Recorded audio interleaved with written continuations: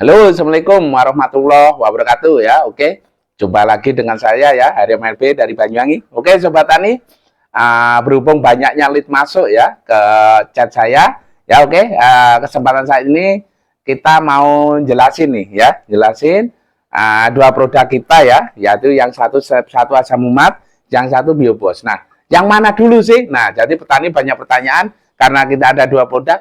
Yang mana dulu yang mau diaplikasikan? Oke, kita akan jelaskan satu-satu ya. Step satu itu apa ya? Step satu itu apa? Dan biobos itu apa?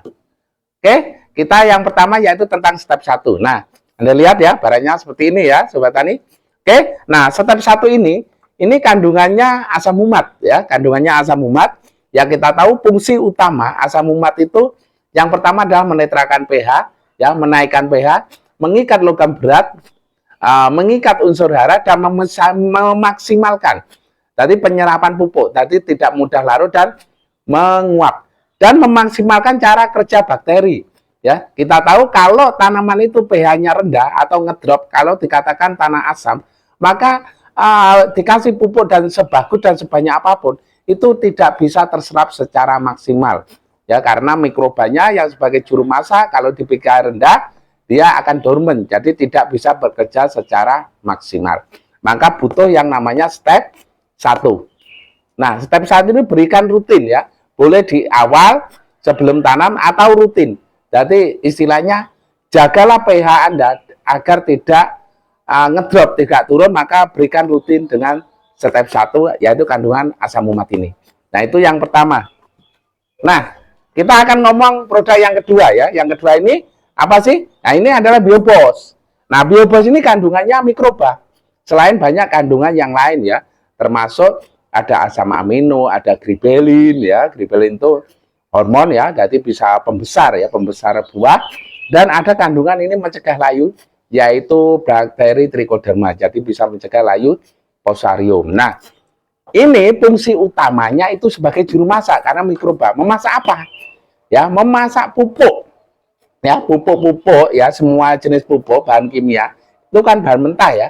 Bahan mentah jika masuk ke tanah itu akan dimasak oleh mikroba atau bakteri baru bisa terserap oleh akar tanaman. Nah, biobos ini adalah mikroba atau bakteri. Jadi fungsi utama memasak pupuk selain pengurai residu ya, dari timbunan pupuk kimia yang bertahun-tahun di dalam tanah yang tidak terserap itu kan menumpuk. Nah, itu akan diurai dan bisa difungsikan kembali. Kenapa di situ banyak kasus ya, meskipun lahan bekas 4 kali, banyak petani kami lahan bekas 4 kali tanaman cabai dengan aplikasi biobos dan step 1 ini ternyata tumbuhnya bisa tumbuh bagus meskipun tanpa pupuk dasar ya. Jadi nanti Sobat Tani bisa tanya-tanya sendiri di chat ya kalau ingin lebih jelasnya. Dan ini tidak ada overdosis Sobat Tani ya, maka semakin boros akan semakin bagus ya. Nah, cara aplikasinya sederhana Sobat Tani ya.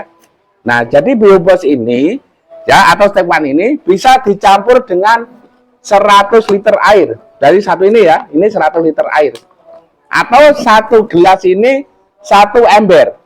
Ya, satu gelas ini 1 ember, tuangkan. Ya, diamkan dulu sekitar 10 menit baru diaplikasikan ya. Diaplikasikan ya seperti ini ya. Nanti caranya seperti ini. Nah, ini cara aplikasi, cara pencampurannya ya Sobat Tani. Nah, ini kita akan contohkan namanya step 1 ya. Kita cara aplikasinya step 1 atau biobos sama ya. Jadi kalau step 1 ini dikocorkan di batang, tapi kalau biobos ini bisa di batang atau bisa semprot ke atas. Nah, ini ya, kalau sudah ada buah, semprotkan ke atas karena bisa merangsang bunga sama buah. Nanti buahnya bisa ini besar-besar ya dan glowing, jadi lebih mengkilat dan lebih bobot. Nah, ini ya. Jangan khawatir, tidak ada overdosis, semakin boros semakin bagus. Dan ini tidak berbahaya, ramah lingkungan, jadi tidak bikin kita keracunan ya. Nah, ini. Nah, ya, ini satu tutup, satu gelas. Ini airnya, ya ini air 20 liter ya, 20 liter satu gelas ini. Nah, tuangkan aja. Jadi sederhana sekali ya. Nah, ini. Nah, aduk.